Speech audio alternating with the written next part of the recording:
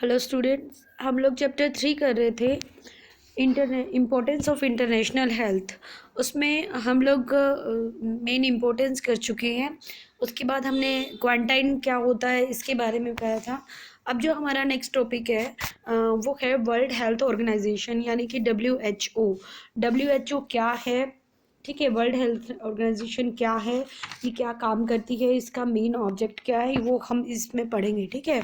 WHO after the first world war 1914 and 18 international efforts for the prevention and control of a disease and addressing other health problems of the world led to be the establishment of World Health Organization means WHO। वो कह रहे हैं कि first world war के बाद disease से बचने के लिए, उनकी रोकथाम के लिए और इंटरनेशनल लेवल पे हेल्थ को ध्यान में रखते हुए इस तरह के कुछ आप कह सकते हो कि कुछ इंटरनेशनल लेवल पे कुछ उपाय किए गए, कुछ प्रोग्राम्स बनाए गए। उसको बनाने के लिए पहले एक संस्था की, पहले एक ऑर्गेनाइजेशन की ज़रूरत पड़ी जो बनाई गई WHO यानी वर्ल्ड हेल्थ ऑर्गेनाइजेशन बनाई गई। और जो वर्ल्ड हेल्थ ऑर्गेनाइजेशन थी ये 1946 में न्यूयॉर्क में एक कॉन्स्टिट्यूशन बनाया गया एक तरह से, ठीक है। न्यूयॉर्क में 1946 में एक इंटरनेशनल आप ये कह सकते हो कि 1946 में इंटरनेशनल लेवल पे एक हेल्थ कॉन्फ्रेंस हुई और उसमें ये कहा गया कि हेल्थ से रिलेटेड या एक अच्छे व्यक्ति की हेल्थ कितनी इंपॉर्टेंट है इसके बारे में बताने के लिए एक अलग से संस्था, एक अलग से ऑर्गेनाइजेशन बनाई जाएगी जिसका नाम रखा गया WHO।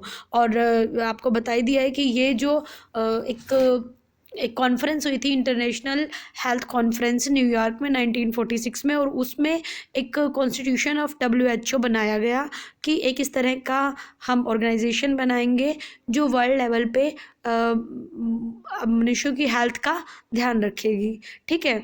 This led to the birth of WHO। और इसी सम्मेलन से, आप इसी कॉन्फ्रेंस से, जो इंटरनेशनल हेल्थ कॉन्फ्रेंस हुई थी न्यूयॉर्क में 1946 में, इसी के कारण अप्रैल 1948 में, कब, अप्रैल 1948 में वर्ल्ड हेल्थ ऑर्गेनाइजेशन का गठन हो गया। यानी कि यूनाइटेड नेशन ऑर्गेनाइजेशन जो थी इसकी एक स्पेशल एजेंसी है WHO। United Nation Organization UNO की एक स्पेशल एजेंसी थी, WHO बनाई गई। वर्ल्ड हेल्थ ऑर्गेनाइजेशन UNO की ही एक एजेंसी है और इस ऑर्गेनाइजेशन का हेडक्वार्टर कहाँ रखा गया, जेनेवा में, ठीक है। याद रखना कि UNO यानी यूनाइटेड नेशन ऑर्गेनाइजेशन की ही एक अलग से एजेंसी है WHO यानी कि वर्ल्ड हेल्थ ऑर्गेनाइजेशन, और इसका हेडक्वार्टर जेनेवा में है। WHO is a typical organisation. This organisation is a part of UNO। WHO एक टिपिकल ऑर्गेनाइजेशन है और ये UNO का पार्ट है, but still it is independent. और अब ये कैसी है, अब ये इंडिपेंडेंट है, अब ये UNO का पार्ट नहीं है। It has its on constitution. इसका अपना कॉन्स्टिट्यूशन है, नियम है, कानून है, इसके अपने मेंबर हैं, मेंबरशिप्स हैं, ठीक है। गवर्निंग बॉडी इसकी अपनी है और इसका अपना बजट है। सभी कंट्रीज़ जो WHO के मेंबर हैं वो मिलकर कंट्रीब्यूट करते हैं और इसको बजट ऑर्गेनाइज करते हैं, ठीक है। और इसके बदले में WHO क्या देती है, उन्हें नई नई टेक्निक्स देती है मेडिकल फील्ड में, उन्हें फाइनेंशियल हेल्प करती है, ठीक है। WHO has regional offices around the world. WHO headquarter of south east Asia. WHO जो है उसके लगभग पूरे विश्व में अलग अलग जगह पे वो फैली हुई है, उसके हेडक्वार्टर्स हैं। और अगर हम बात करते हैं साउथ ईस्ट की, जहाँ इंडिया भी आ रहा है ना, तो साउथ ईस्ट में इसका हेडक्वार्टर इंद्रप्रस्थ स्टेट यानी कि न्यू दिल्ली में है। किसका, WHO का, ठीक है। एक बार फिर से WHO को करते हैं। WHO क्या है, WHO आप कह सकते हो कि जो WHO है वो UNO की एक संस्था है, UNO का एक ऑर्गेनाइजेशन है, ठीक है। अप्रैल 1948 में जो WHO है उसका गठन हुआ, वो बना, ठीक है। ये एक UNO की स्पेशल एजेंसी बन गई, ठीक है। इसका हेडक्वार्टर जेनेवा में है WHO का, ठीक है। और उसके बाद बता रहे हैं कि WHO किसी से बंधा नहीं हुआ, उसका अपना कॉन्स्टिट्यूशन है, उसकी अपनी आप ये कह सकते हो उसका अपना कॉन्स्टिट्यूशन है, उसकी अपनी एक अलग से पहचान है, ठीक है। इसीलिए WHO जो है अलग से पहचान है उसकी, अलग से उसके मेंबर्स हैं, अलग से उसका बजट है। इसीलिए सभी देश जो हैं जब भी कोई WHO को ज़रूरत पड़ती है तो उसमें अपना पार्टिसिपेट करते हैं, अपना पैसा लगाते हैं।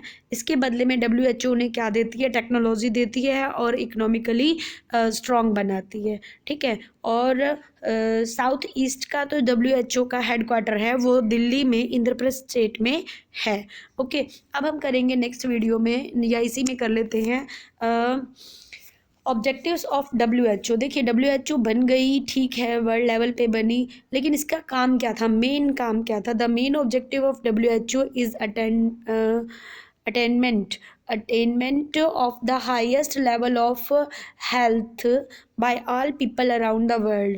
WHO का जो मेन काम है वो क्या है कि पूरे वर्ल्ड में जितने भी लोग हैं वो सब क्या रहें, हेल्दी रहें, हर बीमारी से मुक्त रहें, उन्हें कोई किसी प्रकार की बीमारी ना रहे, ठीक है। और WHO के जो मेन एम है उसमें ये भी है कि और उसकी जो मेन बातें हैं वो इस तरह से कॉन्स्टिट्यूशन में जो है वो लगाई हुई हैं, उनके बारे में पढ़ते हैं हम अभी। सबसे पहला इन्होंने कहा है health is a state of complete physical, mental and social well-being are not merely the absence of disease।